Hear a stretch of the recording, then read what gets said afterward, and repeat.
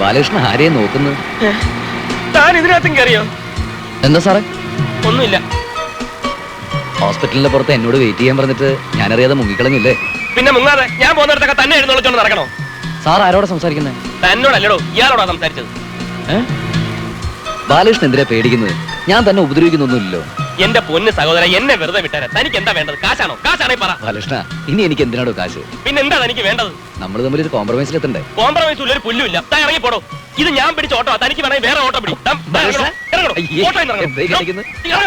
തന്നോട് ഇറങ്ങാനല്ലേ പറഞ്ഞു? ഇറങ്ങണോ? സാർ ഒന്നിറങ്ങി. എന്താ?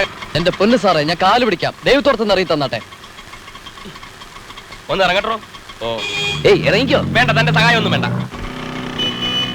എന്താ കാര്യം? ഇത് വട്ടന്മാരക്കാരൻ ഓട്ടോ അല്ല. വല്ല ആംബുലൻസ് പിടിച്ച് പോകാൻ നോക്ക്. താനെന്താ ആളെ കളിയാക്കുവാണ്? തലയ്ക്ക് സുഖം വല്ല പ്രാദേശിക കിടക്കണോ? തലയ്ക്ക് സുഖമില്ലാതെ തനിക്കാണോ? വണ്ടി നിർത്തണോ?